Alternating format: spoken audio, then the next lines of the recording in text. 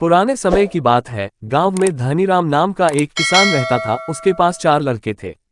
धनीराम अपना घर चलने के लिए अपने खेत में कृषि कार्य करता था।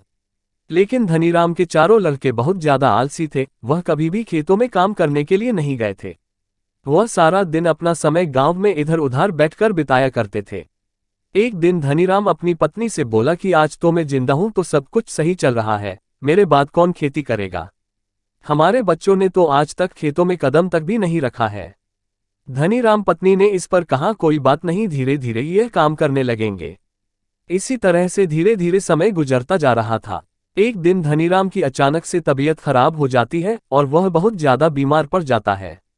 इस दौरान धनीराम अपनी पत्नी से कहता है कि चारों लड़कों को मेरे पास बुलाऊं, मेरे पास समय बहुत कम है।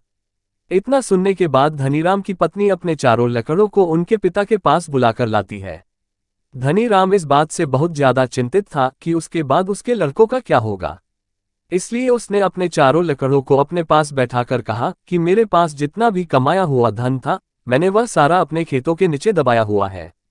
जब मैं इस दुनिया में ना रहूं तो मेरे बाद तुम खेतों में से दबाया हुआ सारा खजाना निकलकर आपस में बांट लेना है। इतना सुनने के बाद धनीराम के चारों बेटे बहुत खुश हुए। इसके कुछ समय बाद धनीराम की बहुत ज्यादा बीमार होने की वजह से मृत्यु हो गई। धनीराम की मृत्यु के कुछ दिन बाद उसके चारों बेटे खेत में दबे हुए खजाने को खोदने के लिए निकल गए।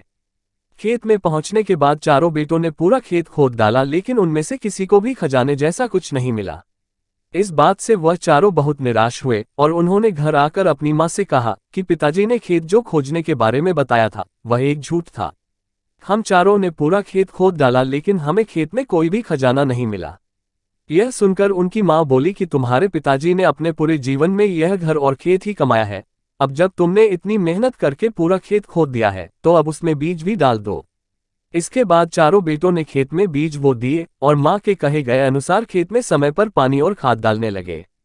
समय बीतता गया है और कुछ समय बाद खेत में फसल तैयार हो गई।